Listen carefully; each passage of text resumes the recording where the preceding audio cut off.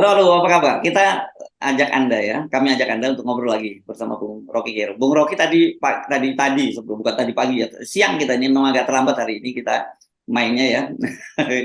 Anda menyatakan bahwa ini kalau Pak Luhut menyatakan bahwa udahlah nggak usah bicara soal perubahan itu kampungan begitu dan ini menurut Anda tadi menjelaskan ada semacam ketakutan pada kalau Anies kemudian tembus bisa ikut pilpres dan bahkan memenangkan pilpres. Tapi kan kalau kita lihat sekarang ini koalisi di koalisi Perubahan untuk Persatuan sendiri kan juga lagi gonjang-ganjing lagi gitu soal dan itu tentu penentuannya soal cawapresnya dan peluangnya kata lembaga survei juga dia urutan ketiga. Jadi sebenarnya nggak berpeluang. Kenapa sih masih tetap harus dihambat gitu Anies Baswedan?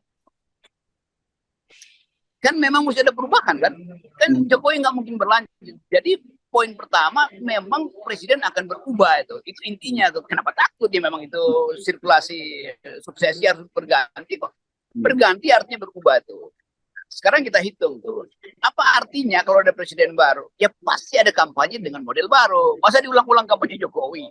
Kalau ada janji baru berarti ada proyek baru, ada program baru, ada visi baru tuh. Nah kalau Pak Luhut bilang nggak ada yang berubah, ya nggak usah ada debat presiden dong. Nggak perlu Anies mengucapkan visi presiden, visi dia apa?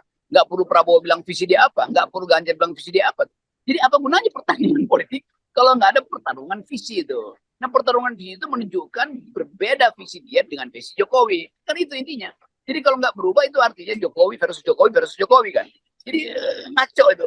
Jadi saya kira itu kejengkelan Pak Luhut itu karena menganggap ini orang-orang kok ngapain sih berubah-berubah. Ya memang harus berubah.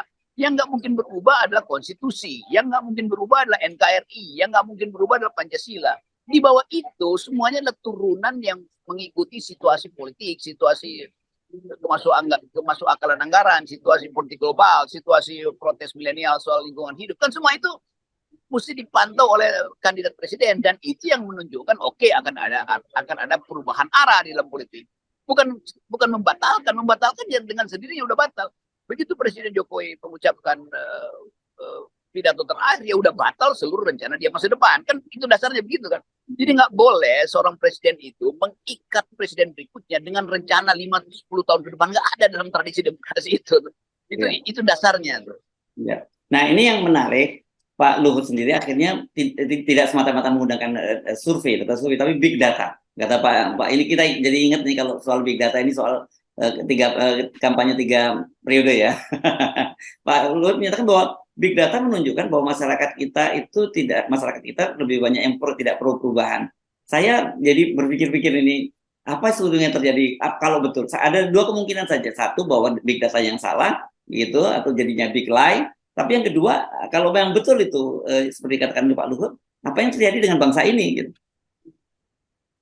Oke, kita asumsikan aja. Yang nggak boleh berubah adalah food estate. Yang boleh berubah dari IKN. Memang nggak akan berubah. Tetapi dia akan batal dengan sendirinya begitu anggaran disusun.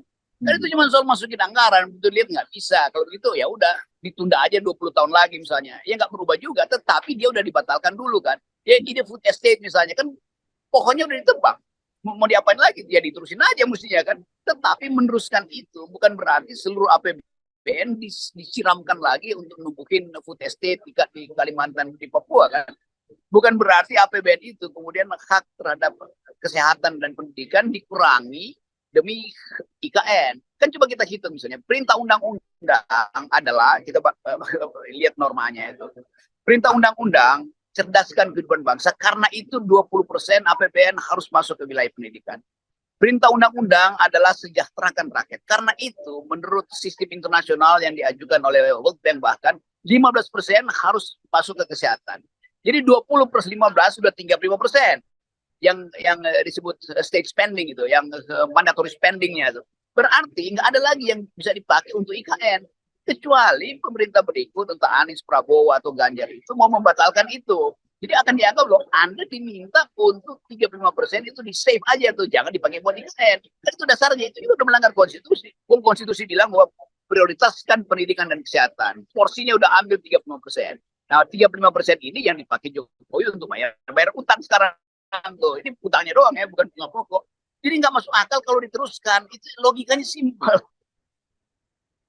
sebenarnya sejak awal yang seperti kita bolak-balik sampaikan di sini itu absurd ya, keinginan untuk tetap melanjutkan apa yang dilakukan oleh Presiden Jokowi itu ya, dengan indikator-indikator makroekonomi kita dan juga mikroekonomi kita yang terus memburuk juga.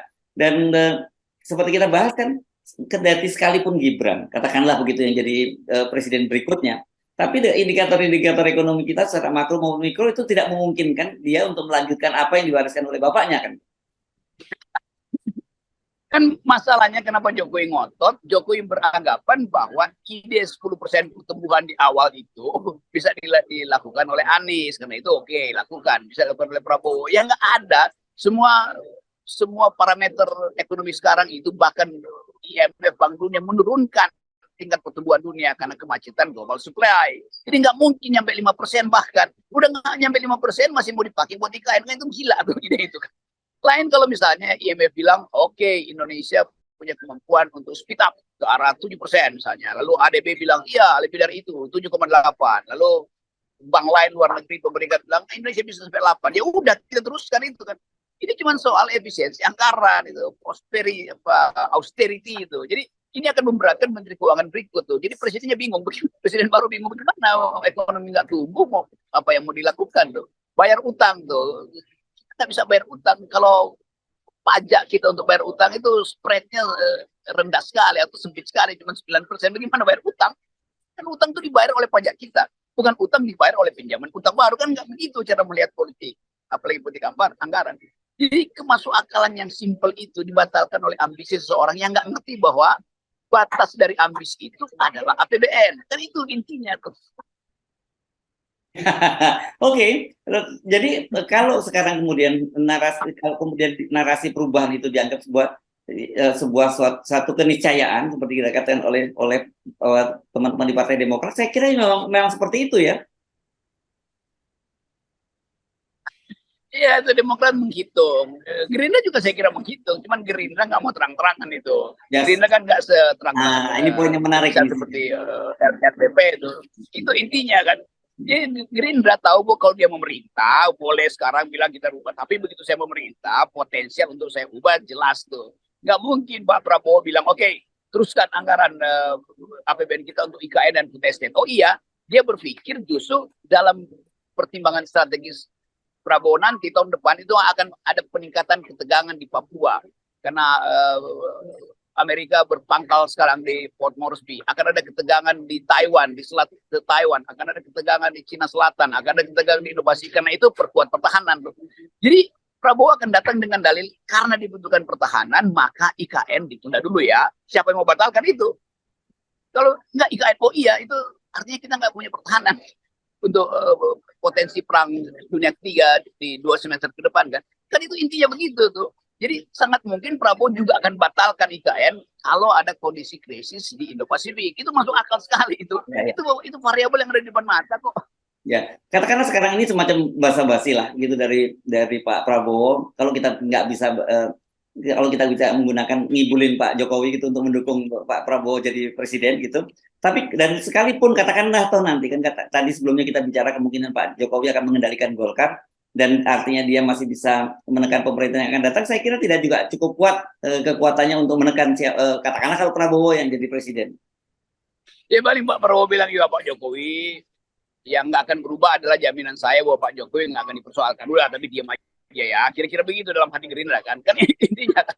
Ya. Jadi itu sebenarnya akan terjadi itu. Jokowi berharap bahwa akan ada tanda tangan di atas meterai atau di atas 2 lapis batu tulis misalnya itu supaya diingat-ingat. Memang bisa aja bikin perjanjian nggak akan berubah. Tetapi begitu APBN dihitung dan begitu politik global mulai dijadikan faktor, begitu kita pindah mata anggaran kan. Kan kemarin anggaran pertahanan dipindahkan ke COVID itu, maka tinggal mungkin separohnya yang dipakai buat pertahanan tuh. Sekarang COVID-nya selesai, itu artinya harus full speed lagi di dalam menuntun anggaran pertahanan kan. Kan itu kan kita nggak bisa bayangin Pak Prabowo itu mengutamakan IKN dibandingkan pertahanan udara yang potensial untuk diterobos oleh sistem misail dari Cina misalnya. Itu kan itu intinya. Ya. Dan jadi kan sebenarnya begini Bung Rocky ya, dari berbagai analisis kita, saya kira bukan hanya kita baca juga orang melihat, dan juga kalau mau melihat dengan akal sehat, ya bagaimanapun segitu Pak Jokowi itu selesai jadi presiden, ya juga selesailah gitu ya, nggak perlu cawe-cawe. Justru ini belum terlambat menurut saya Pak Jokowi untuk mengubah itunya strateginya, tidak lagi mau cawe-cawe, tapi justru menempatkan diri dia sebagai seorang yang akan dikenang sebagai seorang demokrat. Dengan cara begitu saya kira pasti beliau malah bisa husnul khotimah gitu loh Bung Rocky. Coba kita bayangin Pak Jokowi kan, Pak Jokowi andalkan Prabowo, karena itu dia endorse Prabowo. Ya. Begitu dia mau ambil Golkar, Prabowo merasa, oh nggak percaya sama gue, kenapa minta jaminan dari Golkar lagi? Kan itu konyol kan di dalam mindset seseorang kan. Dia tahu bahwa yang akan proteksi dia adalah Prabowo, tetapi dia juga mau ambil Golkar. Yang Prabowo masih tersinggung lah. Udahlah percaya sama gue lah. Kita percaya Prabowo itu sebagai patriot, dia nggak akan ganggu Jokowi lah. Itu dasarnya itu aja tuh. Tapi orang yang parno kayak Pak Jokowi ini kan parnonya tingkat dewa kan, dia nggak percaya juga akhirnya kan. Jadi bagaimana kepercayaan pada Prabowo bisa final kalau Jokowi sendiri nggak percaya bahwa dia itu bisa selamat?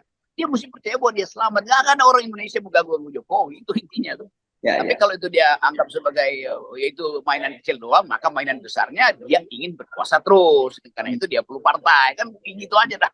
Ya. Lama-lama makin lama menurut saya makin absurd sih ya kalau kita lihat ini sekarang gagal 3 periode, kemudian berubah menjadi memperpanjang menunda pemilu. Sekarang setelah gagal juga menunda pemilu, ingin terus cawe-cawe dan masih terus bisa mengendalikan kekuasaan. Itu mestinya kabinet yang sekarang diresapel semua, diganti psikolog sama psikiater. Nah itu lebih penting. Oke, baik Bung Rocky, tetap 0% Bung Rocky ya. Oke.